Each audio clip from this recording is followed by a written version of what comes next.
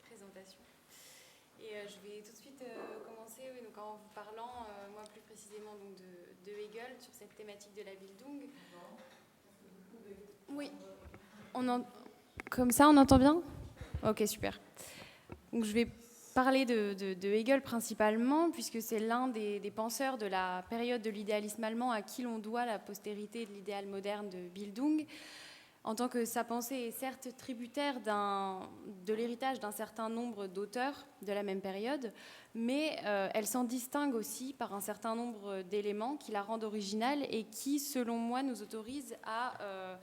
identifier, à dégager, sinon une conception, du moins une définition, qu'on pourrait dire proprement hegelienne de la Bildung, et qu'il élabore progressivement dans ses écrits, depuis la phénoménologie de l'esprit, surtout en 1807, et jusqu'à ses textes de la maturité, où il en est question. La Bildung est donc définie chez Hegel comme ce processus réflexif d'auto-formation de la conscience qui s'élève depuis ses déterminations particulières et immédiates jusqu'à l'universalité des normes du monde objectif. Processus libérateur donc qui, s'il aliène provisoirement l'individu, aboutit in fine dans l'instauration d'un nouveau rapport à une nature socialement et historiquement informée. Donc en d'autres termes, la spécificité de la Bildung, telle qu'on la trouve conceptualisée chez Hegel, est celle de jouer le rôle d'une puissante médiation qui serait capable d'opérer le passage, ou plutôt la transformation, d'une première à une seconde nature, nature à comprendre au sens d'extériorité sensible, mais également d'essence, puisque c'est précisément par le travail sur une nature première extérieure que l'individu, pour Hegel, fait advenir sa propre nature, qu'il élève sa propre essence spirituelle de l'immédiateté où elle était à l'effectivité qu'elle doit atteindre, en un sens.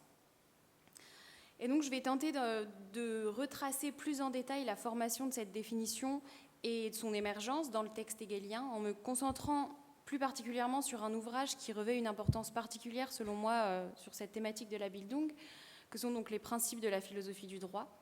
D'abord parce que d'un point de vue contextuel, c'est un des textes de la maturité qui nous donne accès à une des pensées, enfin la pensée systématique quasi définitive de Hegel,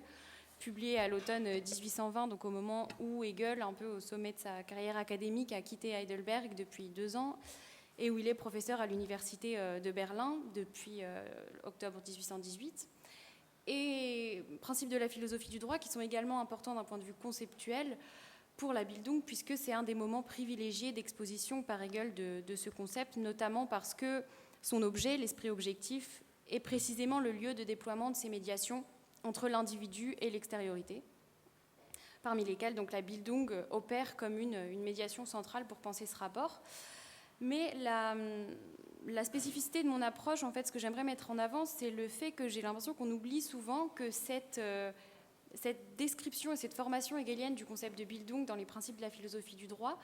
reste bien une appréhension philosophique de la Bildung. Certes, c'est un ouvrage qui est à situer dans le pan peut-être le moins spéculatif de la philosophie de Hegel, mais il n'en demeure pas moins qu'il s'agit bien d'une saisie proprement philosophique au sens à la fois spéculatif mais également historique de la Bildung. Et cette appréhension philosophique n'est en fait pas indifférente à la définition même qu'il en propose et participe, selon moi, grandement de l'élaboration même de son sens, en fait. Puisque une des particularités de la philosophie chez Hegel, c'est de ne pas rester extérieur à son objet, mais de modifier cet objet même à mesure qu'elle progresse dans son discours. Et donc, je trouvais qu'il était peut-être un peu incomplet de vouloir prétendre avoir une lecture philosophique de la Bildung chez Hegel sans traiter plus directement de ces rapports-là entre philosophie et Bildung, comment le discours philosophique lui-même apporte quelque chose sur l'appréhension de la Bildung chez Hegel. Et on trouvera 2 intérêts principaux à cette réflexion, selon moi, qui vise à approfondir le rapport entre philosophie et Bildung. D'abord, donc, mieux cerner cette définition hegelienne de la Bildung, en comprendre la genèse et la formation au sein même du texte, et ensuite être aussi peut-être mieux armé conceptuellement pour nous, au présent, être capable d'évaluer la pertinence d'un discours qui se prétend philosophique sur cet idéal moderne de la Bildung. Et donc ce qui fera écho aussi à nos propres préoccupations durant ces 3 jours de colloque, mais également plus largement pour le projet futur. Et Donc même si, comme je l'ai rapidement évoqué, les discours sur la Bildung est un discours donc philosophique à la fois historique et spéculatif, c'est deux pans et deux niveaux de discours qui s'entremêlent et qui sont jamais vraiment forcément explicités par Hegel, mais pour essayer de le restituer de la manière la plus claire possible, je vais tenter de dégager de manière un peu analytique ou typologique ces différents rapports entre philosophie et Bildung dans les principes de la philosophie du droit. D'abord, donc, dans un premier temps, en essayant de rendre fidèlement compte de la place de la Bildung dans cet édifice conceptuel et systématique que sont les principes de la philosophie du droit, en montrant la manière dont Hegel la conceptualise comme cette médiation libératrice pour l'individu à l'égard d'une nature immédiate et grossière et qui informe ce nouveau rapport au monde historiquement et socialement informé. L'enjeu sera ici double. D'abord, il s'agira de faire valoir un certain type de naturalisme au cœur de la théorie hegelienne de la Bildung. Naturalisme qui est pour autant non réductionniste comme on le verra. Et le second enjeu sera également celui de percevoir que la spécificité de cette force transformatrice de la Bildung chez Hegel réside dans sa genèse institutionnelle et dans cet effet éducateur des institutions éthiques. Et dans un deuxième et troisième temps un peu plus court de mon intervention, simplement comme piste de questionnement ultérieur des rapports entre philosophie et Bildung chez Hegel, j'aimerais continuer à interroger ces rapports en comprenant la Bildung non plus comme ce processus, mais comme un paradigme donné, un paradigme culturel propre à une époque, en essayant de comprendre, pour le dire simplement, si on peut penser chez Hegel une détermination culturelle de la philosophie ou alors une détermination philosophique de la culture,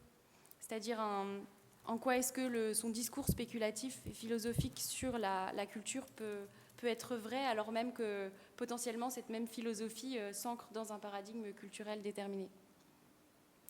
Donc d'abord, j'aimerais essayer de restituer le sens et la place qu'a la Bildung dans l'édifice conceptuel des principes de la philosophie du droit, en montrant que son rôle crucial en tant qu'instance médiatrice prend place dès l'introduction, où elle est définie d'abord plutôt formellement, puisqu'elle se chargera d'un contenu à mesure de la progression de l'esprit subjectif seulement dans le développement. Mais dans l'introduction, on peut déjà comprendre que la culture intervient comme ce point liant et cette instance médiatrice capable de réconcilier les deux extrêmes que Hegel cherche à tenir ensemble, à savoir la volonté libre de l'esprit, qui doit trouver à s'inscrire effectivement dans le monde extérieur, et la nature, comprise comme ce donné naturel immédiat. On lit par exemple dans le paragraphe 19 de l'introduction que Hegel assigne donc à une science philosophique du droit la finalité suivante, je cite, que les impulsions doivent être le système rationnel de la détermination de la volonté. Et donc en fait, cette exigence est soutenue, selon moi, et ne peut être réalisée en fait que grâce à ce travail de la Bildung qui va être cette instance médiatrice capable de réconcilier impulsion naturelle d'un côté et volonté libre de l'autre, sans abandonner ni l'un ni l'autre. Et c'est pour cette raison qu'en un sens, c'est vraiment un concept clé qui va permettre à Hegel d'assurer toute la solidité de son système et de sa science du droit en parvenant à assurer cette réconciliation-là entre désir, impulsion immédiate et exigence universelle d'un autre côté. Et on pourrait dire que cette définition, ce qui reste dans l'introduction assez formelle et peut-être encore formelle et insuffisante, en fait, loin justement d'être la marque d'une insuffisance, cette acception large lui permet en fait en un sens, de conserver une certaine plasticité, j'ai l'impression, de ce concept et de pouvoir lui faire prendre en charge au cours du développement des principes de la philosophie du droit un contenu toujours plus déterminé jusqu'à arriver au point ultime de son développement, l'état qui sera le moment de la pleine explicitation du contenu en fait, du concept de Bildung. Et si on retrace maintenant rapidement les passages du développement des principes de la philosophie du droit où il en est question, on peut noter d'emblée que c'est un concept qui intervient d'abord qui commence à émerger surtout dans la sphère de l'éthicité, donc dans le troisième moment des principes, puisque après avoir présenté donc l'inscription encore inadéquate et unilatérale de l'esprit dans le monde, dans le droit abstrait, puis dans la moralité. La sphère de l'éthicité, c'est le moment où il est question, pour Hegel, de ces rapports vivants et réciproques qui tendent à être adéquats entre le monde et les individus, entre les exigences rationnelles de ce monde extérieur et d'un autre côté, les droits propres individuels qui ont été reconnus dans la sphère de la moralité. Et la Bildung intervient donc ici pour Hegel comme un des moyens de répondre à la nécessité qui s'impose à l'individu de trouver à s'insérer dans un monde socialement et historiquement déjà déterminé, sans pourtant se sentir précisément étranger à ce monde, mais au contraire trouver à s'y insérer d'une manière qui lui est,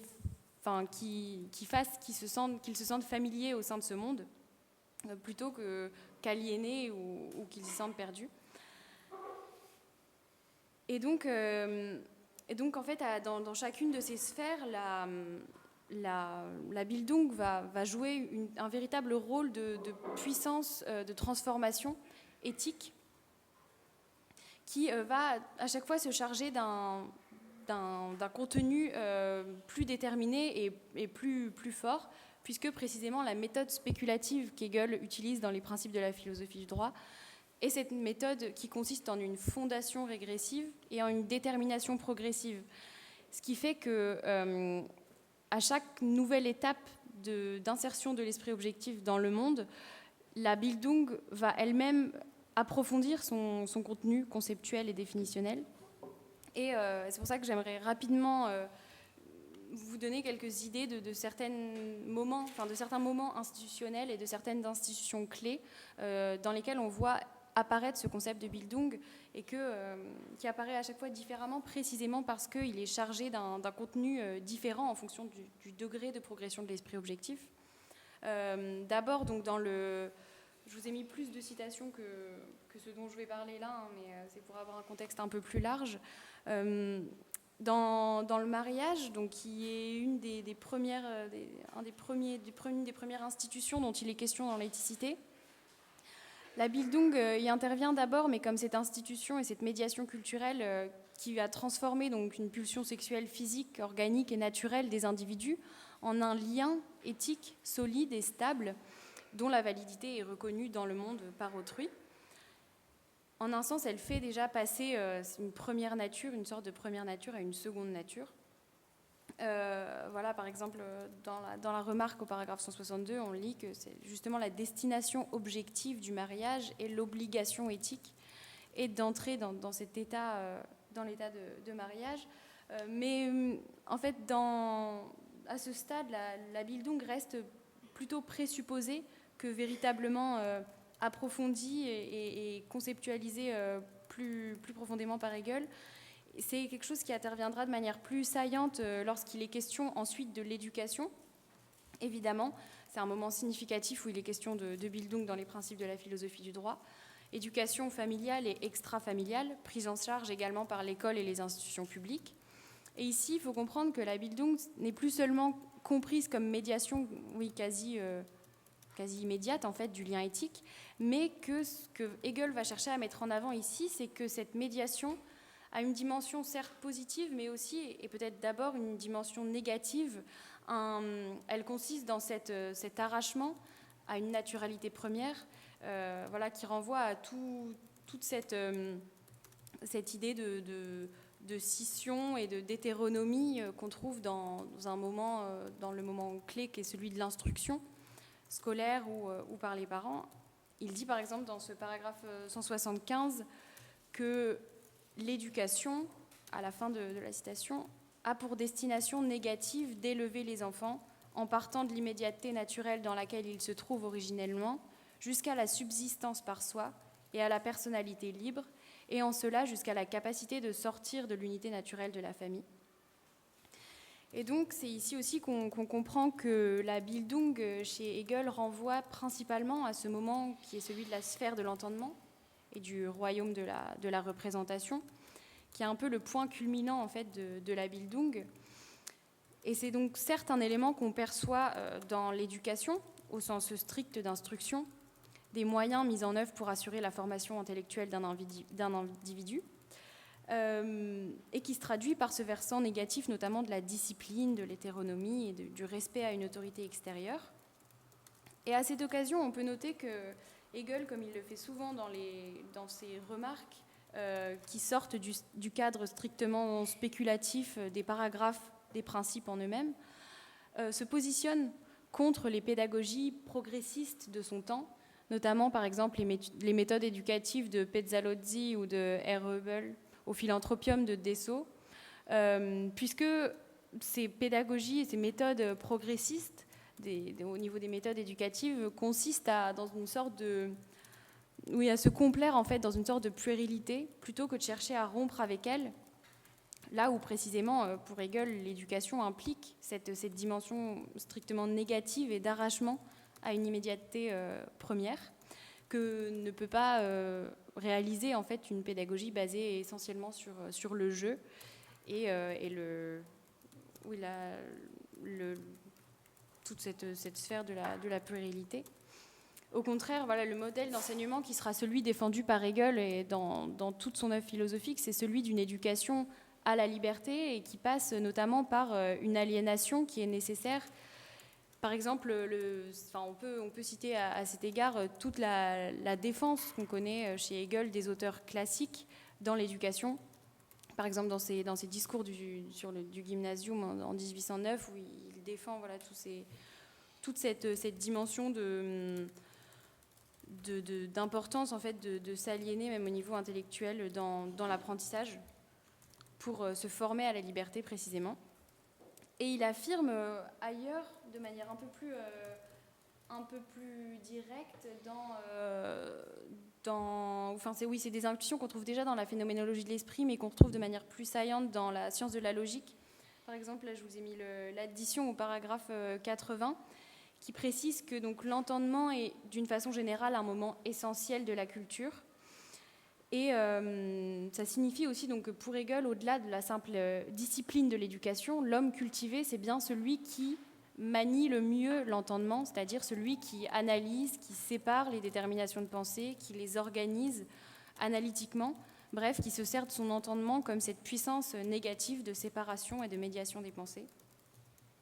Je crois que j'ai mis cette citation, mais voilà, il dit « Un homme cultivé ne se contente pas de ce qui est nébuleux et indéterminé, mais il sait les objets dans leur déterminité fixe, tandis qu'au contraire, l'homme non cultivé est ballotté de côté et d'autre de façon mal assurée, et il coûte souvent bien de la peine de s'entendre avec un tel homme sur ce dont il est question et de l'amener à maintenir fixement sous ses yeux le point déterminé dont il s'agit. » Mais voilà, pour avancer, après ce cadre de l'éducation des enfants, la considération hegelienne de la Bildung ne s'y restreint pas, puisqu'elle advient à nouveau dans le cadre de la société civile, suivant la progression des principes de la philosophie du droit, où là, la Bildung renvoie à une socialisation plus large, qui n'est plus seulement celle primaire de la famille, mais au contraire qui est celle secondaire vraiment des institutions sociales et de la société civile.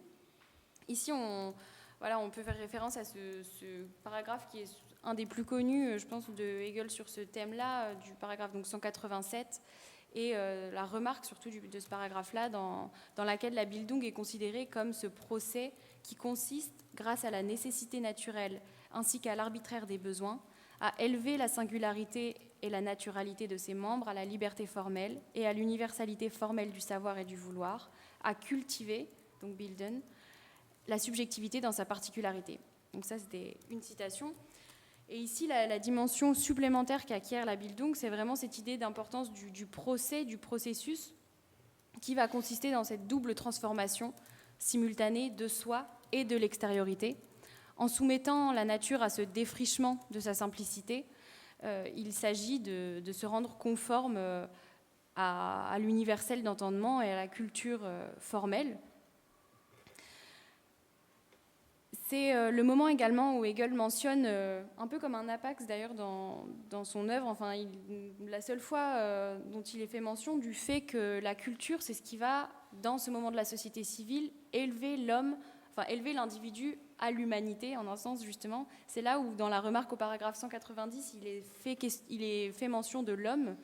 et pas seulement du bourgeois de la société civile, Mais voilà, la culture, c'est pas simplement ce moment de formation de la personne qui a un droit de propriété comme au début de son ouvrage. C'est pas non plus simplement le sujet moral qui va agir dans le monde à partir de ses maximes individuelles, mais c'est vraiment l'homme en général, c'est-à-dire l'homme abstrait qui, en un sens, n'a de réalité concrète que dans cette interaction et cette formation dans le travail et dans les différentes formes de socialisation qui ont cours dans la société civile. Toutefois, bien que ce soit une étape vraiment cruciale de la Bildung chez Hegel, que cette société civile, c'est vraiment dans l'État qu'elle va trouver son véritable contenu spéculatif et toute son effectivité, puisque c'est dans cette sphère ultime qu'a lieu pour Hegel la réconciliation entre le subjectif et l'objectif, le particulier et l'universel, et qui manifeste en fait la vérité en un sens des moments précédents. Et donc en un sens, on pourrait dire que la Bildung, au niveau conceptuel, reste plus ou moins incompréhensible avant d'en saisir toute sa place et toute la fonction dans la sphère étatique. C'est là que son sens rayonne vraiment de manière la plus significative pour nous. Et donc quel est le statut de cette Bildung dans l'État ? Comme dans les moments précédents, elle est bien la libération à l'égard du donné immédiat, formation à l'universalité des normes du monde extérieur, mais à présent, la dimension supplémentaire qu'ajoute Hegel, et qui la caractérise le plus spécifiquement ici, c'est que la Bildung, c'est cette médiation formatrice qui achève son action transformatrice dans le positionnement d'une nouvelle habitude d'un genre particulier, puisqu'il en parle comme d'une coutume éthique, d'une pratique en fait coutumière des obligations éthiques que Hegel nomme seconde nature. Déjà dans l'introduction en fait à cette section sur l'éthicité, dans le paragraphe 151, il y fait référence. Et donc comment concrètement le résultat de cette Bildung comme seconde nature dans le moment politique prend place dans cette section des principes ? Elle renvoie en fait pour Hegel au niveau subjectif à une disposition d'esprit qu'il nomme donc Gesinnung, politische Gesinnung, et qu'il nomme donc le patriotisme, qui consiste à prendre pour assise subjective et pour fin la communauté elle-même. Et en fait, elle se traduit concrètement pour Hegel par une attitude de confiance dans le fait que mon intérêt particulier est protégé, car précisément contenu dans la fin de l'État. Et par exemple, comme il l'explique de manière orale dans ses cours, dans l'addition du paragraphe 268, le fait que, voilà, cette confiance, c'est le fait que, par exemple, si quelqu'un marche en sécurité la nuit, il ne lui vient pas à l'esprit qu'il pourrait en aller autrement, car cette habitude de la sécurité est devenue une autre nature, et on ne réfléchit précisément pas au fait que ceci est seulement l'effet d'institutions particulières. L'État, telle est souvent la vie de la représentation, se maintient par la violence, mais ce qui le maintient n'est rien d'autre que le sentiment fondamental de l'ordre que tous possèdent. Et donc on voit que c'est vraiment à la fin de ce développement spéculatif qu'on trouve la confirmation qu'il y a bien cet effet éducateur des institutions chez Hegel, au sens large, mais également spécifiquement étatique. Et voilà, en fait, certains traducteurs, et notamment Kervégan, parlent d'un effet d'acculturation pour parler de cet effet éducateur des institutions chez Hegel, qui est vraiment thématisé dans ce moment étatique, final et ultime. Mais donc, on comprend en fait que, en un sens, l'enjeu pour Hegel de cette médiation transformatrice de la Bildung, c'est un enjeu qui est avant tout politique, et que c'est parce que la Bildung a une tâche politique fondamentale, celle d'informer donc la tendance des individus de vouloir librement les institutions, qu'elle infuse après dans le reste des institutions au niveau éducatif, familial, scolaire, en vue de l'insertion des individus dans ce monde politique. Et on peut voir ici qu'en un sens, la Bildung suppose en fait, la Bildung comme effet des institutions particulières suppose de la considérer comme un produit de l'État lui-même, et ça fait un peu écho, ça peut faire écho au contexte de l'époque, au moment où Hegel écrit, puisque en un sens, il semble que Hegel confère lui-même et confie à l'État prussien qui est le sien cette tâche de produire et de donner un contenu effectif à cette Bildung comme disposition d'esprit politique chez ses citoyens. C'est en tout cas une des intuitions, j'ai l'impression, qu'on trouve dans cette œuvre-là et qui renvoie à ce que, de manière plus large, Barbara Cassin, dans son article sur la Bildung, dans le dictionnaire européen des philosophies, identifie comme la tendance un peu de cette époque-là, à savoir que en Allemagne, depuis 1800 à peu près, et plus précisément encore depuis la formation par Humboldt de l'Université de Berlin, la Bildung devient un enjeu étatique et elle montre qu'en fait, avec toute la période française de l'histoire allemande, les guerres napoléoniennes notamment, il y a une sorte d'idéal d'État pédagogue qui se forme à cette époque, et un moment en fait où la Bildung devient presque condition d'appartenance à l'universalité de l'État. Et donc c'est quelque chose que j'ai l'impression qu'on retrouve vraiment de manière significative chez Hegel, et qui m'importait un peu de mettre en avant ici. Et donc à partir du moment en fait où Hegel situe l'accomplissement de ce processus de Bildung dans l'émergence d'une seconde nature, c'est ici qu'on peut identifier et parler en un sens d'un naturalisme quant à la théorie hegelienne de la Bildung. Naturalisme à comprendre évidemment dans un sens assez spécifique qu'il faut restituer rapidement, puisque certes habituellement la nature a bien souvent une connotation péjorative chez Hegel quand elle désigne simplement ce moment de l'immédiateté première du donné qui n'a pas encore été traversé et modifié par les exigences de l'esprit, qui s'y rapporte seulement de manière unilatérale. Mais dans le processus de Bildung, ici, la seconde nature est à comprendre non pas seulement comme cette naturalité totalement historique et culturelle qui vient prendre la place d'une première nature, comme un peu une exis qui serait totalement culturelle, mais au contraire, il faut comprendre que la seconde nature n'abandonne pas, mais remplace en la transformant la première nature. Et c'est précisément ce qui distingue, ce qui fait pour moi la spécificité un peu de cette position hegelienne sur la Bildung, puisque elle fait advenir la nature véritable de l'homme par ce travail et cette transformation sur une première nature encore inadéquate. Mais précisément, en fait, il y a plusieurs présupposés à mettre en évidence ici dans cette prise de position, puisque ça suppose déjà ça suppose une certaine anthropologie, en tout cas naturaliste en un sens qu'il faut mettre au jour, puisque d'abord ça suppose que la première nature,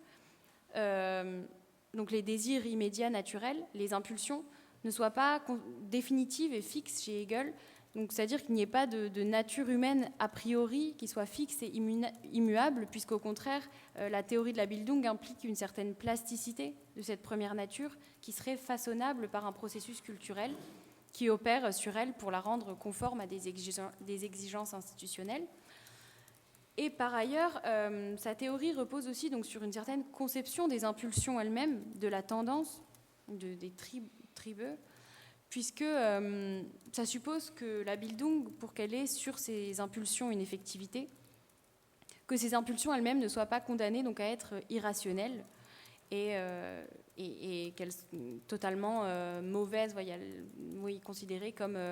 une sorte de déterminisme moral anthropologique où les impulsions naturelles de l'homme seraient soit bonnes, soit mauvaises. Au contraire, chez Hegel, ces impulsions, en tant qu'elles sont immédiates, elles sont seulement indéterminées et doivent, pour être formées, être reprises dans ce procès culturel que va permettre de faire advenir la Bildung. Mais on pourrait se demander qu'est-ce qui est vraiment commun, enfin, pourquoi parler à part par pur jeu de langage et homologie entre première et seconde nature, qu'est-ce qui reste vraiment commun dans cette question de la naturalité. Et en fait, il faut comprendre que ce que Hegel conserve de la nature, c'est sa forme, c'est-à-dire celle de l'immédiateté, puisque si le contenu est culturellement informé, tout l'enjeu de la Bildung, ça va être de faire que cette culture soit posée comme immédiate pour l'individu, qu'il se sente voilà, en confiance dans l'État, de manière et qu'il ait avec lui une forme de rapport immédiat. D'où également en fait la situation, enfin le positionnement par Hegel d'une liberté qui soit celle d'un être chez soi dans l'extériorité, puisque c'est vraiment cette idée d'une liberté comme nouvelle immédiateté culturellement informée qui prend place ici. Et ça nous amène également à considérer que, certes, on a pris donc l'exemple de l'homme qui marchait avec confiance la nuit dans les rues de son État et qui agit de manière impulsive, voilà, dans le sens où son habitude, c'est un comportement immédiat, pour lui irréfléchi, mais qui en même temps est le produit de cette formation culturelle. Mais plus simplement, pour l'homme effectivement cultivé, en général, cette actualisation d'une impulsion cultivée se traduit aussi, on peut le noter, par une certaine aisance intellectuelle, technique ou artistique. Et c'est des cas en fait que Hegel mentionne moins dans ses principes de la philosophie du droit, mais qu'il mentionne de manière assez régulière et qui ponctue ces textes logiques, notamment le concept préliminaire de l'encyclopédie ou dans les leçons sur la logique, qui correspondent donc à certains paragraphes du concept préliminaire. Par exemple, dans le paragraphe qui correspond au paragraphe 66 du concept préliminaire, dans les leçons sur la logique, je crois que je vous ai mis cette citation, il nous dit que tout homme cultivé a immédiatement présent dans son savoir une foule de points de vue et principes généraux qui sont issus seulement d'une réflexion réitérée et d'une longue expérience de la vie. L'aisance à laquelle nous sommes parvenus dans un genre quelconque de savoir et aussi d'art, de savoir-faire technique, consiste précisément dans le fait d'avoir de telles connaissances, de tels modes de l'activité, lorsque le cas se présente immédiatement dans sa conscience, et même dans une activité se dirigeant vers le dehors, ainsi que dans ses membres. Dans tous les cas, non seulement l'immédiateté du savoir n'exclut pas sa médiation, mais elles sont tellement liées que le savoir immédiat lui-même est un produit et un résultat du savoir médiatisé. Donc voilà toute cette théorie de la Bildung qui achève son processus dans une seconde nature. Ça va aussi être un outil pour Hegel pour s'opposer à toutes les théories philosophiques du savoir immédiat dans la variété des formes que peut prendre cette critique, que ce soit au niveau religieux, au niveau intellectuel, au niveau épistémologique. Il y a plein de variations de cette critique du savoir immédiat chez Hegel, mais c'est aussi la Bildung, un de ces outils qui va lui permettre de lutter contre ses adversaires à ce niveau-là. Et donc voilà, j'ai tenté un peu jusqu'ici de rappeler en quoi chez Hegel consistait ce procès à la fois individuel et collectif de la Bildung d'un point de vue spéculatif, et de quelle manière son point d'aboutissement, donc au niveau institutionnel et dans une seconde nature, rendait compte de sa détermination conceptuelle et de sa vérité pour Hegel. Mais jusque-là, donc, j'ai essayé de saisir le discours hegelien sur la Bildung en suivant son déploiement spéculatif, à même le texte lui-même. Mais à partir du moment où on se décentre de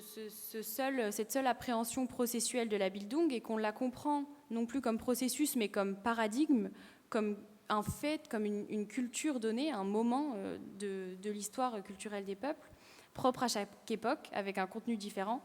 alors ici, la question se repose autrement des rapports entre philosophie et culture.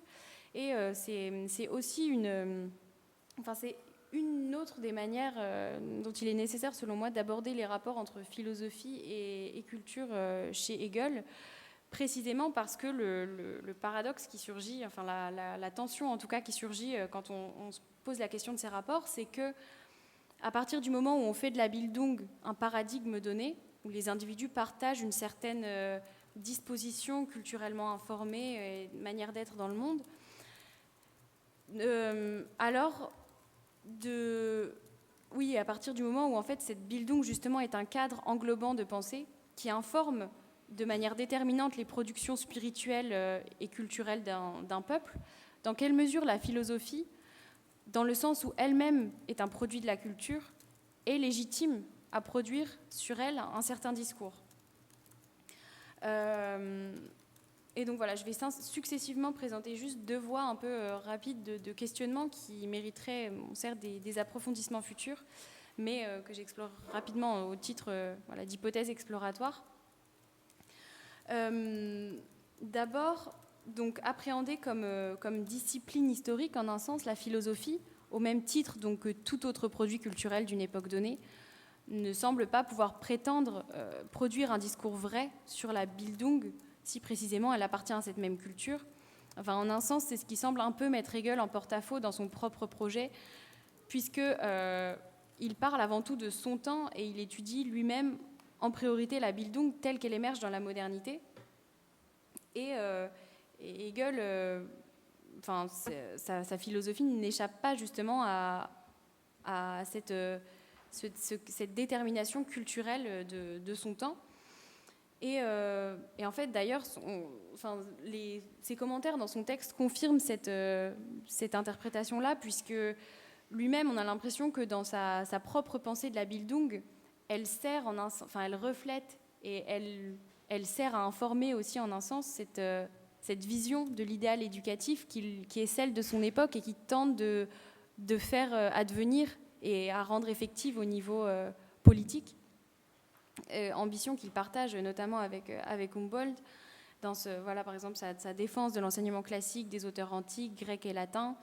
On voit bien que c'est une défense qui n'est pas neutre aussi, mais qui est le reflet d'une certaine vision de ce que doit être, selon lui, l'éducation de son époque. Et voilà, en appelant donc de ses voeux l'instauration et l'avènement d'une certaine culture, dans une dimension sinon normative, mais du moins résolument polémique et engagée, en tout cas, de la pensée philosophique de Hegel sur la Bildung, ici philosophique entendue donc dans un sens historique. Mais en même temps, ce qui est assez significatif dans le texte hegelien, c'est que la philosophie est certes un produit de la culture, mais elle a une place aussi spécifique dans cet édifice culturel. C'est pour Hegel la manifestation et la production culturelle la plus haute qu'un peuple puisse produire et que les individus puissent atteindre. Et donc, même si en un sens on peut voir une sorte de déterminisme et de détermination, en tout cas culturelle de la philosophie, c'est jamais c'est jamais un déterminisme et un nécessitarisme absolu, puisque la philosophie peut jouer une sorte de rôle de libération supérieure vis-à-vis de cette fixité relative, ou du moins de cette irréflexion de la Bildung sur elle-même. Puisque d'abord les philosophes eux-mêmes sont censés être les plus cultivés, en un sens où ce sont ceux qui arrivent à ce niveau d'aisance supérieure vis-à-vis des déterminations encore fixes de la pensée, et qui parviennent à fluidifier certaines déterminations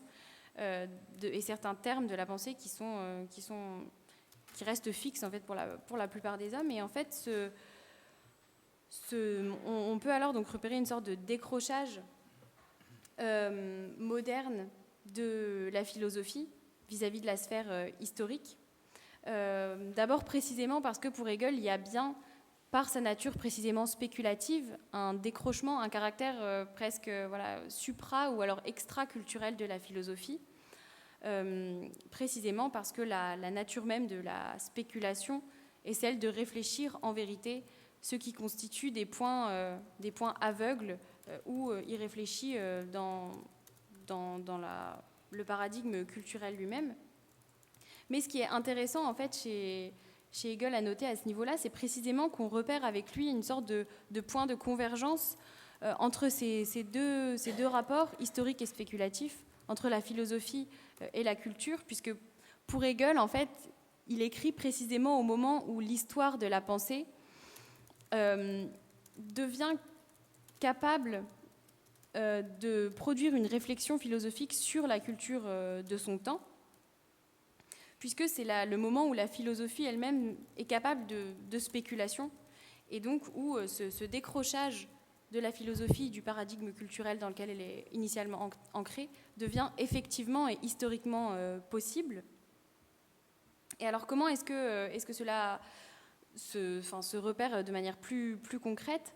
chez Hegel et mis en avant de manière significative chez lui? Selon moi, ça se voit notamment dans son importance, l'importance qu'il confère et le privilège qu'il reconnaît à la langue allemande elle-même, puisque la méthode spéculative, c'est d'abord un mode d'exposition une exposition discursive de l'objet de la philosophie. Et donc, voilà, c'est une ambition que Hegel formule très tôt, notamment dans une de ses lettres à Voss en 1805, qu'on retrouve dans ses correspondances, où il appelle de ses voeux la volonté d'essayer d'apprendre à la philosophie à parler allemand, puisque selon lui, en fait, la langue allemande de la modernité précisément correspond à ce moment historique où la langue est capable de spéculation en tant qu'elle fait primer le sens sur le son, et en tant qu'elle est en elle-même capable de spéculation. C'est quelque chose qui dit bien aussi dans la préface à la seconde édition de La science de la logique. Une belle citation que je vous ai remise également, oui, je crois, où il dit que, voilà, en allemand, beaucoup de ces mots ont la particularité supplémentaire d'avoir des significations non seulement diverses, mais opposées, si bien qu'on n'y pu méconnaître même un esprit spéculatif de la langue. C'est une joie qui peut être procurée à la pensée que de rencontrer de tels mots et de trouver la réunion de sens opposés,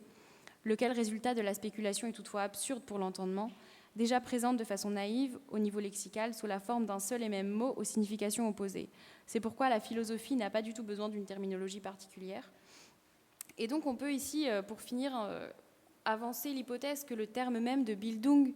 dans son intraduisibilité constitutive, ne semble en fait pouvoir émerger qu'au moment historique d'une langue suffisamment capable de spéculation, ou plutôt le fait que le terme de Bildung condense en lui une pluralité irréductible un peu de signification, qui rend sa traduction univoque en français ou en anglais impossible, et peut-être le signe précisément que c'est un terme qui émerge de manière relativement tardive, à une époque où l'esprit et seule potentiellement la langue allemande est capable de spéculation. Et donc, d'un point de vue hegelien. Et donc, à cet égard, j'aimerais juste citer pour finir le diagnostic que Mendelssohn faisait dans son Über die Frage was heißt Aufklären, donc qu'est-ce que les Lumières, où il se plaint que les mots Aufklärung, Kultur et Bildung soient de nouveau venus dans la langue allemande, qu'ils n'appartiennent qu'à la langue des livres et que le commun ne les comprenne pas, ne les comprend pas. Et en fait, pour Hegel, d'un point de vue hegelien, c'est peut-être moins regrettable qu'au contraire le signe plutôt optimiste qu'une saisie spéculative de ce concept est possible à son époque et pour la postérité.